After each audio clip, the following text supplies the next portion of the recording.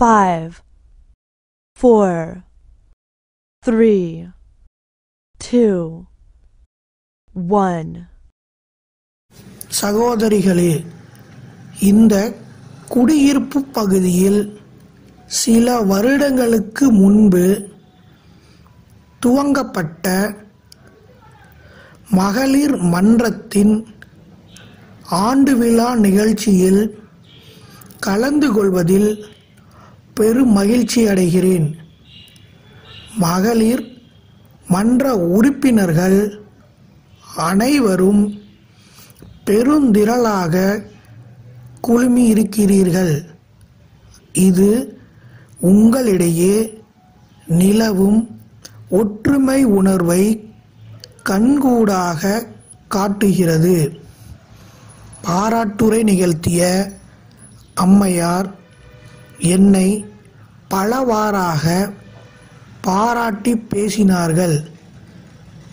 அந்த பாராட்டுரைகள் இந்த மாவட்ட அதிகாரி என்ற முறையில் நான் ஆற்றிய ஒரு சில பணிகளுக்காக வழங்கப்பட்டவை என எடுத்துக்கொள்வதை விட, நானும் உங்களைப் போல் ஒரு பெண் என்ற வகையில் ஏற்பட்ட தோழமை உணர்வின் காரணமாக பிறந்த சொற்களாகவே அவற்றை கருதுவது பொருத்தம் என்று நினைக்கிறேன். உங்கள் குடியிருப்பு பகுதி மிகச் சிறந்த சுற்றுப்புறச் சூழ்நிலையில் அமைந்துள்ளது. நகர எல்லை முடிவுற்று கிராம எல்லை துவங்கும் இடத்தில் அது அமைந்துள்ளதால் நகர வாழ்க்கையின் வசதிகளையும் கிராம வாழ்க்கையின் அமைதியான சூழலையும் ஒருங்கே பெரும் பேறு உங்களுக்கு வாய்த்துள்ளது. மிக அழகிய முறையில் அமைந்துள்ள உங்கள் இல்லங்களைச் சுற்றி அனைவருமே சுற்றுப்புற சுவர் அமைத்துள்ளீர்கள். ஆனால் வீட்டைச் சுற்றியுள்ள இடத்தில் ஒரு சிலர் மட்டுமே காய்கறி தோட்டம் வைத்துள்ளீர்கள் என்பதை இவ்விழாவிற்கு வரும் வழியில் என்னால் காண முடிந்தது. பொருளாதார நிலையில் ஓரளவு மேம்பட்டுள்ள நீங்கள் உங்களுடைய அன்றாட காய்கறி செலவை ஒரு பொருட்டாக கருதாமல் இருக்கலாம். ஆனால் வாங்குபவர்களுடைய எண்ணிக்கையையும் அவர்களுடைய தேவையையும் பொறுத்தே விலைவாசி அமையும் என்பது நீங்கள் அறிந்ததே. உங்களுடைய தேவைக்கு காய்கறிகளை நீங்களே விளைவித்து கொண்டால் நீங்களும் பயன் பெறுவதோடு ஏழை எளிய மக்களுக்கு அவை குறைந்த விலையில் கிடைக்க நீங்கள் உதவியவர்கள் ஆவீர்கள்.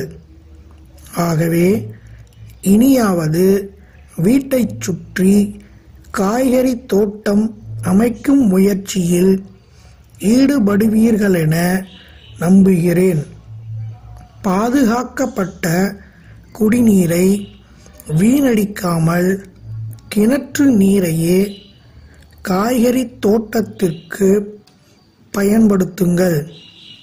நீர்த்தேக்க தொட்டி இந்த குடியிருப்பில் வாழும் மக்களின் வசதிக்காக மட்டுமின்றி அடுத்துள்ள கிராமத்தில் வாழும் மக்களின் நலனுக்காகவும் அமைந்துள்ளது. எல்லா வகைகளிலும் அக்கிராம மக்களின் நலனையும் கருத்திற்கொண்டு மகளிர் மன்ற உறுப்பினர்கள் அனைவரும் செயல்பட வேண்டுமென்று கேட்டுக்கொள்ள விரும்புகிறேன். பல்லாவரத்தில் உள்ள சிவக்குமார் நிறுவனம், சென்னை அண்ணா சாலை, வானவில் விளம்பர நிறுவனத்திற்கு எழுதிய கடிதம்.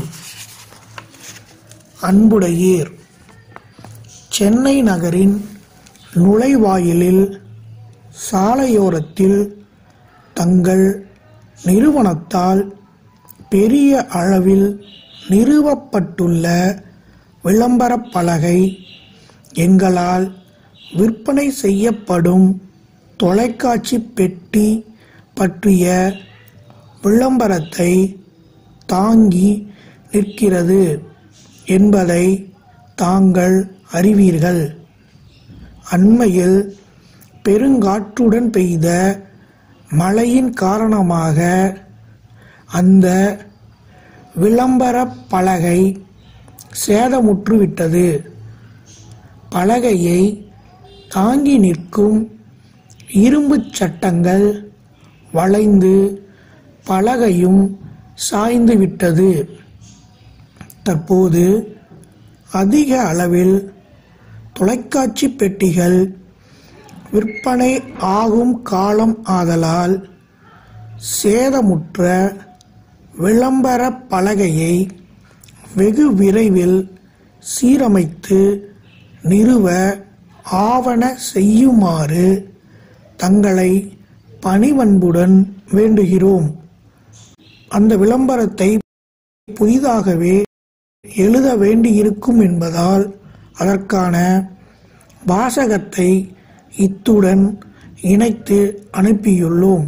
தங்கள் உண்மையுள்ள